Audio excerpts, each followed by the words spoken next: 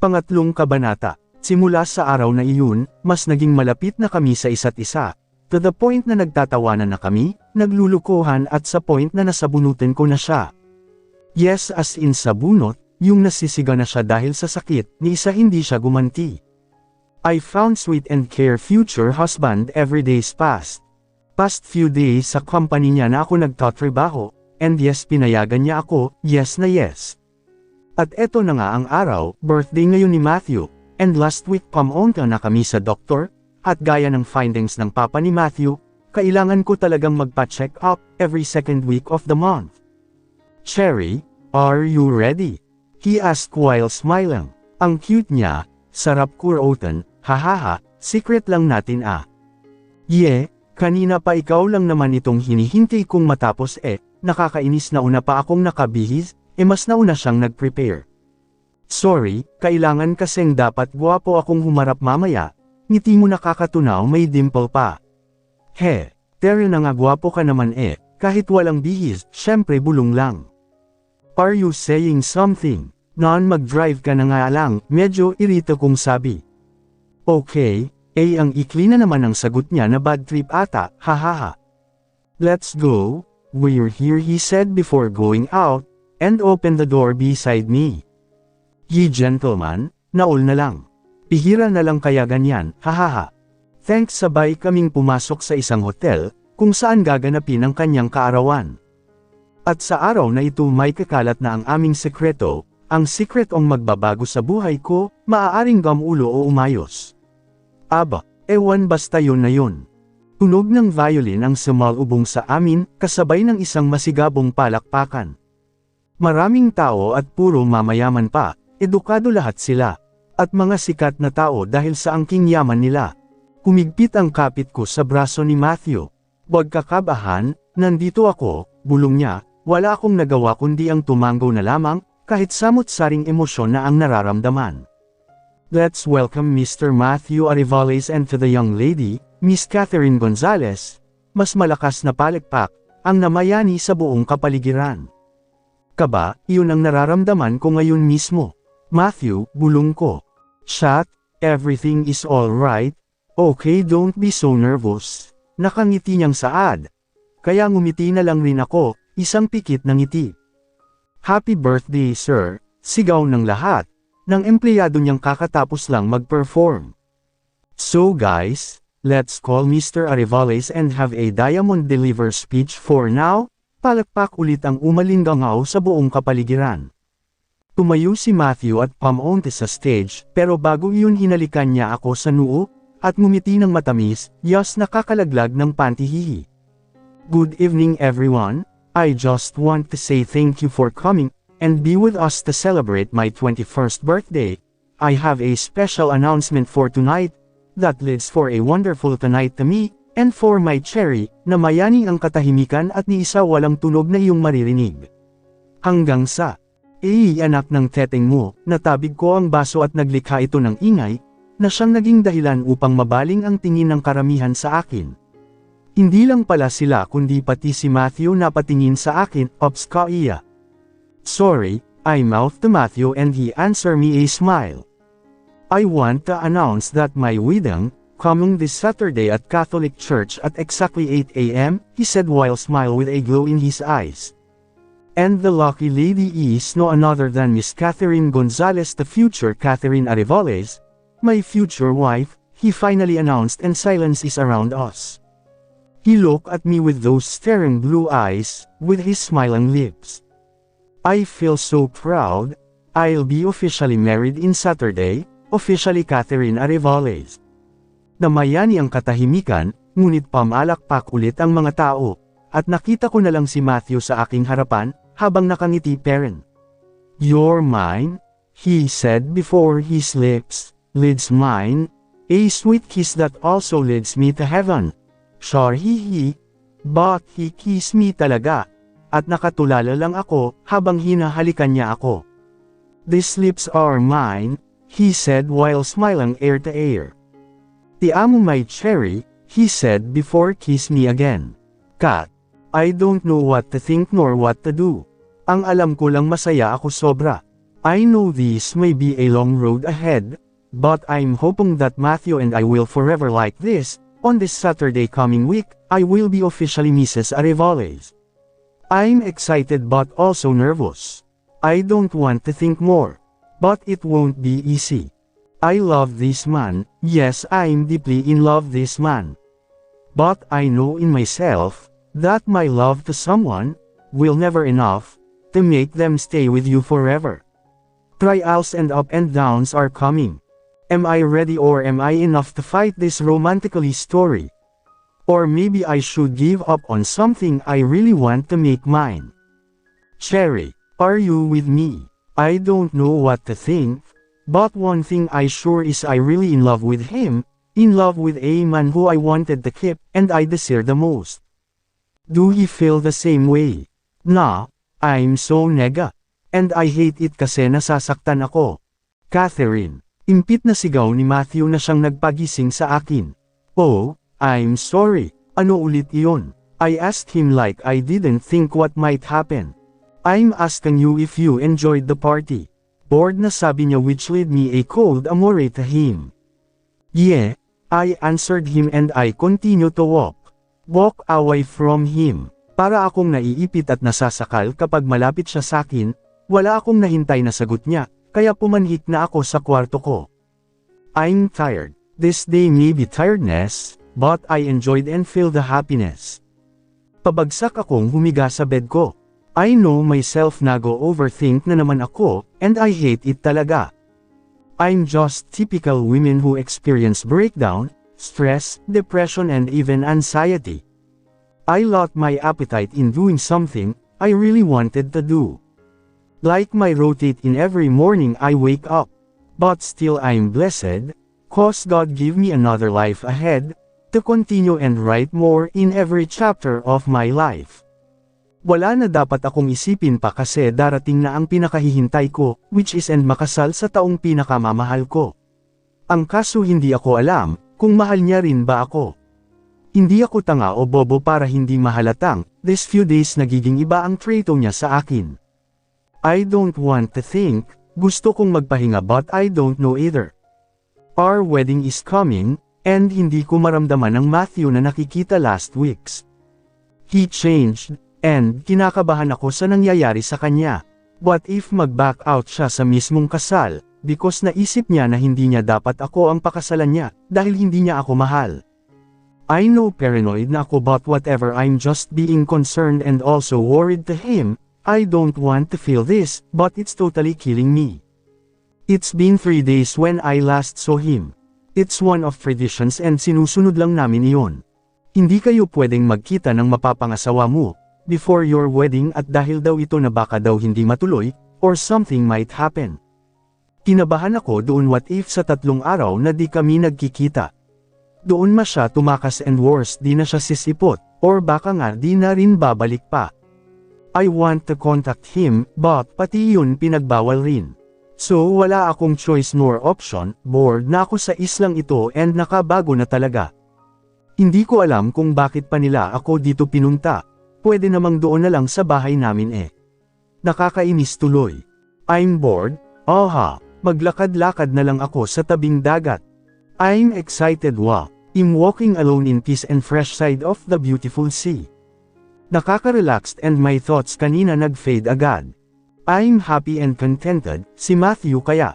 Maybe not, paano ba naman kasi, may kakasal siya sa taong di naman niya mahal, o napa-array ako ng malakas dahil sa natapilok ako. Di kasi tumitingin sa daanan eh. Natapilok lang naman ako sa isang bato, hindi lang bato kundi medyo malaking bato, kaya nasaktan ako. Are you okay miss? Someone asked out there. Inis akong tumingin sa kanan ko, dahil alam na ngang natapilok at nasaktan, why patatanungin diba? Baliw rin eh. Yes I'm fine, I sarcastic said. Wow, just wow ikaw pa ang pa-sarcastic magsalita. Tinatanong ko nga kalagayan mo, he said while inirapan ako. Buwisit ako pa inirapan. Excuse me lang you know already na natapilok ako and nasaktan, dahil nakita mo then you're here, tinatanong kong okay ako. Really, ewan ko rin sa sarili ko na mimilipit na nga ako nagtataray pa ako. Look miss, I don't even know you, kaya nga ayaw kong lumapit sa'yo diba? I just rolled my eyes because of what he said. Taray, Sanjat. I had him whispering those words, but because ayaw ko nang mapahaba pa ang usapan, hindi ko na lang pinansin at pilit na lang na tumayo. Ngunit hindi ko kaya, hindi ko na rin may galaw pa ang paa ko, I don't know kung anong nangyari sa paa ko, kung bakit siya naging ganito. I have a light mark kasi na para bang malala noon na sugat, but ngayon hindi siya masyadong kita, but I'm curious. Can you help me? I asked him and ramdam sa tinig ko na nasasaktan talaga ako. Sok, he replied at binuhat niya ako na parang sako, lintik lang ang walang ganti, but wala akong karapatan na bulyawan siya dahil kailangan ko ang tulong niya. Mula dito tanaw ko ang duyan between two coconut tree. Ang taas ng nyog and I really amazed ang ganda ng kalangitan. Blue na blue siya, and nag-reflect talaga siya sa tubig. It's beautiful. Pinaupo niya ako sa duyan at agad na tinignan ang paa ko. Namamaga na ito. Pikit ka at huwag kang sisiga. Why? Dali na gagamutan natin itong paa mo, okay? I close my eyes, gaya ng sabi niya and try not to scream loud, dahil pinaikot niya lang naman ang paa ko. Buwisit na lalaki oh. Oh wala na ang sakit. I told you wag kang sisiga, diba? Ninas ata lolo nyo. Sino ba ang hindi mapapasigaw pinahit mo pa ako, and ang sakit kaya? I loud shout him too. Thank you he sarcastic said. Oo na, thank you ha. Oh, napipilitan ka, labag ba sa kalooban mo? Wag na kung napipilitan ka. He said at akmang aalis na. Thank you, I sincerely said while smiling him kahit nakatalikod siya. You're welcome, at nagtuloy siya sa paglakad. Wait, I'm Catherine and you are? Why you've to ask my name? Can you just say your name? Di ko naman gagamitin saka first name mo lang naman. Kyle, sounds like manly, but I'm more like Matthew haha. Can you sit here and have a talk with me? Look, I just want to be friend with you, you just helped me a while ago, and I want to bond with you a single bit. Why? Why? Because I want to be friend with you like what I said earlier. I got pissed. Hindi ko pa ginanito si Matthew, tapos tatangihan niya ako. Aba, maging makatarungan naman. Okay. He said at umupo ulit sa upuan malapit lang sakin. We had a little chika talks, and I love having a conversation with him. Yes, medyo cold siya kung sumagot sa una, but later on. Naging maayos rin and nakakagaan lang ng loob. I really wanted to be one of his friends. Kinatid niya ako sa tinutuloyin ko. Thank you Kyle. Tumango lang siya and aalis na sana. Kyle, umarap siya and bored na tumingin sakin. Ayan, bumalik ulit sa dati. It's nice to meet, see and conversation with you. Thank you. I'm saying this because I'm leaving tomorrow. The day after tomorrow will be my wedding, and I saying this because I want to say goodbye before I leave. He looked shocked and di agad nakapagsalita. I'm getting married to the man who doesn't love me back. I sadly said. Again he looked shocked and a little bit curious. I need to go. Good night and see you when I see you again Kyle. Again, thank you, I said smiling before I proceed to my room. Hindi ko na narinig kung may sagot pa siya, but one thing I know is he's a great guy. I adore him but I more adore Matthew. Even our relationship is more getting worse. I'm happily smile, tomorrow will be the best day of my life. Is Matthew have the same special day for him tomorrow? Nor the best rin? I don't know, and I don't want to think more, I fall asleep. Kat. Ito na ang araw kung kailan uuwi na ako sa Manila. At bukas ang kasal ko, kasal namin ni Matthew. I know may kontrata kami ni Matthew, pero nalabag ko na ang isa doon.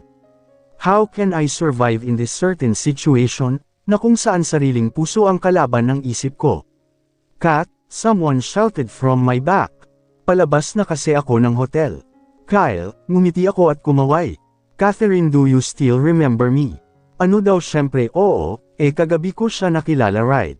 Yeah, kagabi diba? No, we meet before sa plaza noong umiiyak ka, at natakot ka sakin dahil ang akala mo I was a ghost. OMG, ikaw yun. Oo nga no, tignan mo nga naman ang mundo maliit nga. Yes, yung lalaki bang papakasalan mo at iniiyakan mo noon iisa. Eventually, yes, ngumiti ako ng pilit. Huwag ka na tumuloy, huwag ka na umuwi. Stay here, ako na bahala sa pagpapagamot mo. Nagulat ako, how did he know? Kami lang nakakaalam tungkol doon. Me, the doctor and Matthew. How did you know? Investigate, come on, wag mong itali ang sarili mo, sa taong sasaktan ka lang sa huli. No, mahinang bulong ko. Catherine, think wisely. No, sinimulan ko ito at I'm ready to face the result of it. This is my decision and no one drag me to put myself in this situation. Yes, masakit ang sinabi niya at may punto siya. But pinili ko ito at handa akong harapin ang resulta ng decision ko. Catherine, he said with pity eyes. If you won't mind, I'm going. Goodbye. Tumalikod at di na muling lumingon pa. Hindi ito madali, oo, but gusto kong tanggapin ang anumang pagsubok na babalakid sa ginawa kong desisyon. I'm ready and I'm born to face my reality, not to run. At Manila Hotel. Yeah, I'm here again with full nervous feeling felt right now. Bukas na yun and I'm nervous. Kaya ko pa ba o suko na rin ako? Hayaan ko na lang na mamatay ako, at di na magkaanak, or should I keep my faith and try to fight, on something that I know from the very start, I will never win. Iining, phone ring. Nagising ako sa muni-muni ko dahil sa tunog ng cellphone ko. Hello, Doc. Iha, are you at your hotel? Yes, Doc. Is there anything wrong po? No, I'm just want to make sure na sisipot ka bukas. Yes, Doc. Don't worry, I'll be at there po. I smile kahit hindi niya ako kita. He just want to make sure and normal lang yun, dahil para sa anak niya lalo na't naikalat na ang balita for tomorrow. Remember noong birthday ni Matthew, bye. Okay, Iha, take a rest, bye. Pinaba niya agad ang tawag. I feel alone. I don't know kung ano pa ang dapat, at hindi dapat gawin. I'm afraid but also excited. Takot ako kasi sa pwedeng mangyari after this wedding, and excited because tomorrow magiging officially Mrs. Arivales na ako. Ops, kinikilig ako at the same time nasasaktan. Do I deserve him? Do I well? Do I deserve him? Do I well enough to give him his needs? Do I enough? Magbababae pa ba siya if ikinasal na kami? Or still ganun parent? I hate overthinking. Bahala na. Kath, I am wearing long white wedding dress. It's perfectly perfect, with some brilliant and shining gold. I look like a princess who will get married to her prince. This is the day I am waiting for. But how can I be happy if the guy the first loved the most, and the groom of me is not smiling even a single bit? How can I smile widely if he looks like wanted to run and try to escape from this wedding? My eyes slowly wanted to cry and scream loudly. My tears began to flow, and I can't stop them and continue to hold my sobs. He's not happy. He's not willing to be my man forever. He's not willing, but he's the man I dreaming of. Loving him wasn't easy. If I could get back the time, I won't be go to him, and begging him to agree with my conditions. I will not, than to witness him right now, that seems his life fail miserably. I stopped from walking nearing the shrine, the place whose my dreaming husband standing off. Everyone looked at me like I was a killer, that's because I stopped walking. They thought, I will run, why not, diba, pero hindi pwede. Pumasok ako sa situation na ito, at dapat lang naharapin ko, ang anumang consequence na susubok sa akin.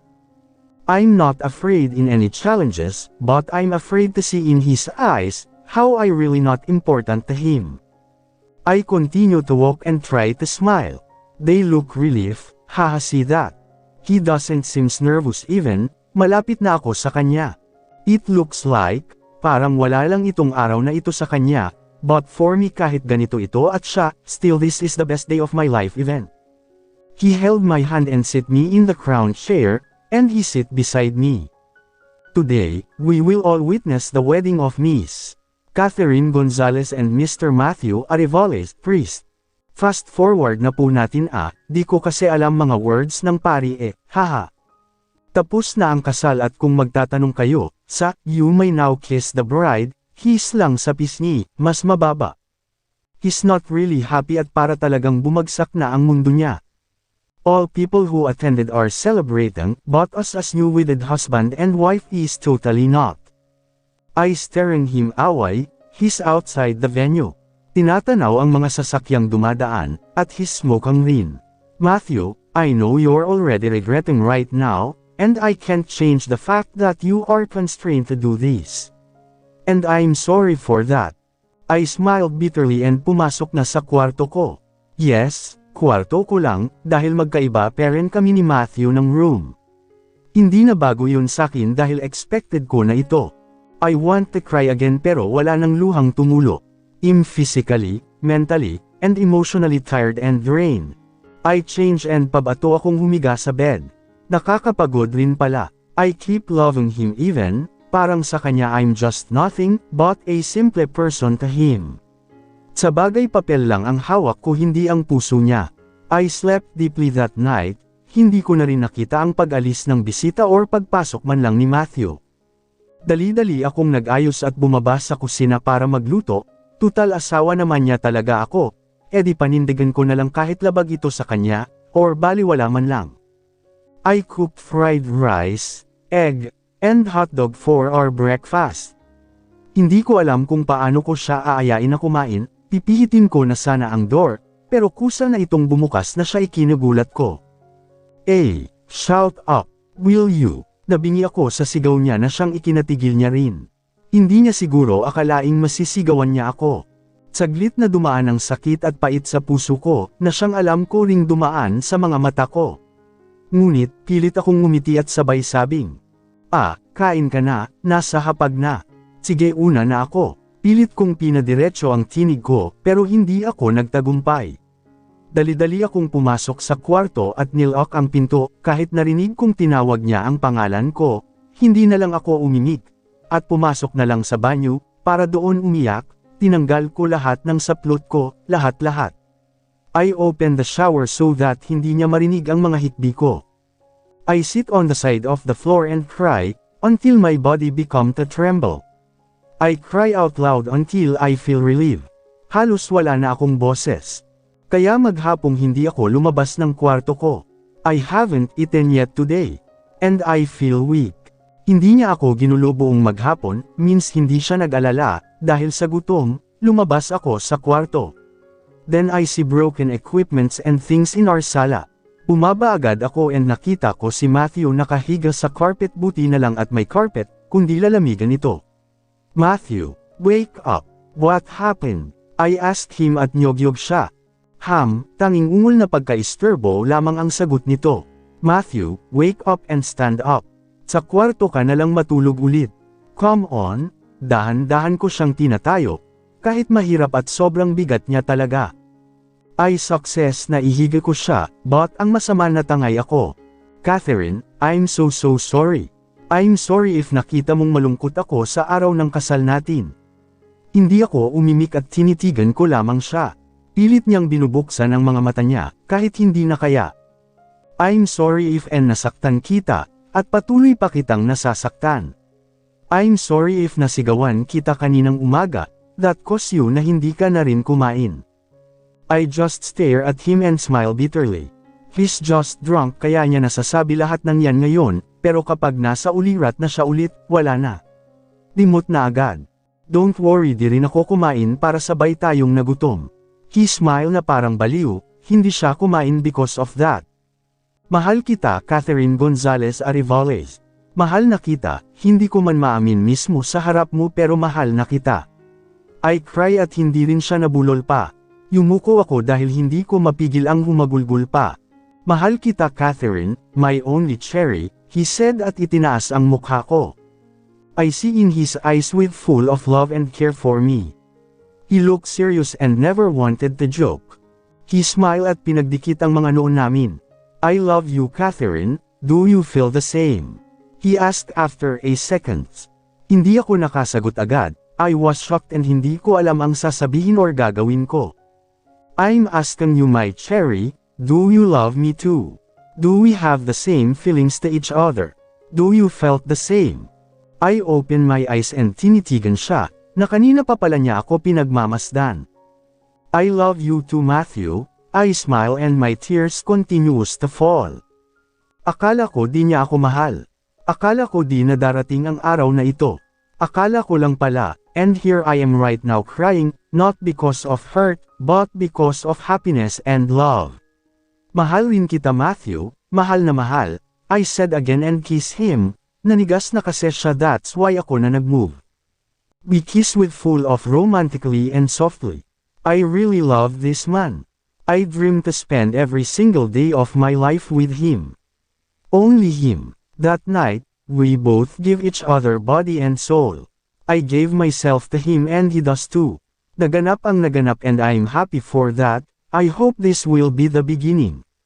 Beginning of a new chapter with him.